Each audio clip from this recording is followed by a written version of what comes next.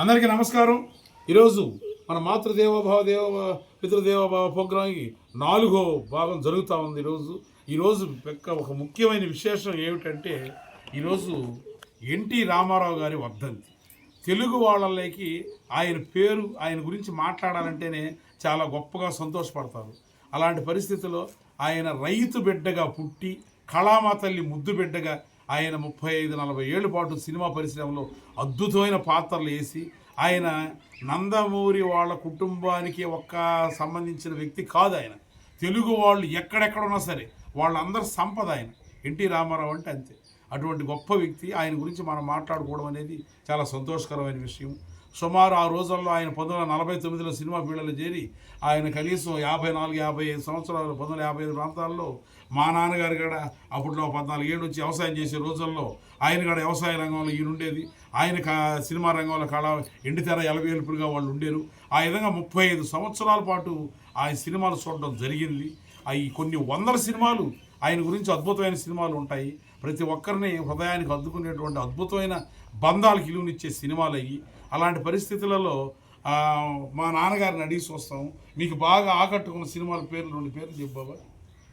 పాతాళ భైరవి,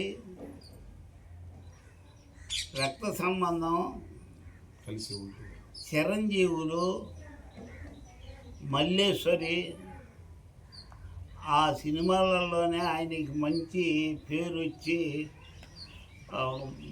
ఆకాశానికి అంటిన సినిమాలు అయ్యి.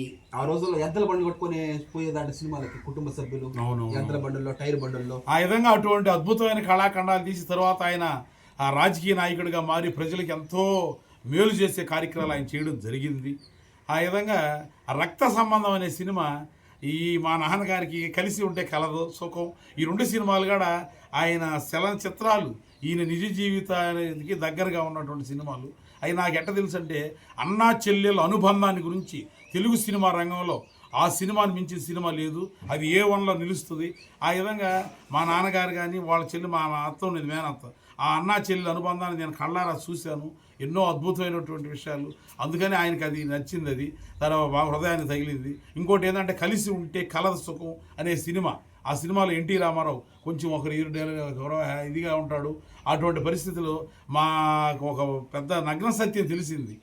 నాకెట్ట తెలుసు అంటే వాళ్ళకన్నా చిన్నవాళ్ళం కదా, ఎట్ట తెలుసు అంటే అమ్మ పుట్టిల్లు మేనమామ తెలుసు కదా అని అంటారు.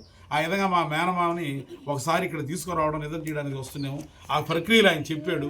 ఆ సినిమా విడుదలైన ప్రాంతాలలో మా అమ్మ ఆయన ఆ సినిమాలు చూశాడంట. చూసి ఇలాంటి వ్యక్తి అల్లుడిగా రావాలనుకున్నాడంట. మా నాన్నగారు ఆ తర్వాత వచ్చిన తర్వాత ఆయన 7 అల్లుళ్ళు ఉన్నాయి కదా, వాళ్ళకి చాలా మంచి అల్లుడి అని అనుకునేవాడంట. ఇవన్నీ మా మేనమామ ద్వారా తెలిసింది. అటువంటి మహనీయుని గురించి తెలుసుకోవడం ఈరోజు చాలా సంతోషంగా ఉంది.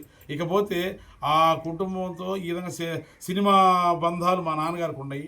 నాకైతే వాళ్ళ కుటుంబ సభ్యులతో ప్రత్యక్ష సంబంధాలు కూడా ఉన్నాయి. అవి కింద టేబుల్ మీద తెలియజేస్తాము. Okay, thank you.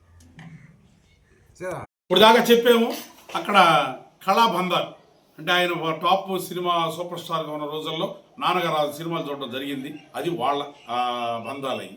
తర్వాత ఎన్టీ రామారావు గారి వాళ్ళ నట వారసుడు నటసింహ నందమూరి బాలకృష్ణ గారితో మాకు ప్రత్యక్ష సంబంధాలు ఉండడం జరిగింది. ఇదే వర్ధంతి రోజు 2023 బసవతారకం హాస్పిటల్ హైదరాబాద్లో ఒక ప్రోగ్రాంలో ఈయన నందమూరి బాలకృష్ణ గారు కలవడం, ఆయన నెల్లూరైనా నువ్వు మాట్లాడు అని చెప్పి ఆయన నోటికుండా మాట్లాడడం జరిగింది. ఎందుకు ఏమి చెప్తున్నామంటే అసలు ఎన్టీ రామారావు గురించి మాట్లాడడం అనేది అది ఒక పెద్ద అదృష్టంగా భావిస్తుంటాం. అలాంటప్పుడు ఆయన గురించి వాళ్ళ నట వారసుడు నటసింహం నందమూరి బాలకృష్ణ ఆరాధ్యంలో ఆయనే నెల్లూరైనా నువ్వు మాట్లాడని అవకాశం ఇచ్చి ఆ ఎన్టీఆర్ వర్ధంతి రోజు నేను మాట్లాడడం అనేది నా జీవితంలో మరిచిపోలేని ఒక స్వీట్ మెమరీస్గా నిలబడిపోతుంది. అందుకు సంబంధించిన ఫోటోలు ఇవన్నీ ఆయనే మాట్లాడమన్నాడు. అప్పుడు ఆ ప్రింట్ మూడు ఎలక్షన్కి ముందు ఆయన చాలా అభినందించాడు. నన్ను చాలా బాగా మాట్లాడే మల్లికార్జున్ అని అనడం జరిగింది. ఇది నా జీవితంలో మధురానుభూతి. అదేవిధంగా వాళ్ళ కుటుంబ సభ్యులతో మరో అనుబంధం ఏమిటంటే ఆయన ముద్దులు తనయ నారా భువనేశ్వరి, నారా చంద్రబాబు నాయుడు గారు దంపతులు, వాళ్ళు ఎన్టీ రామారావు వాళ్ళ అల్లుడు గారు.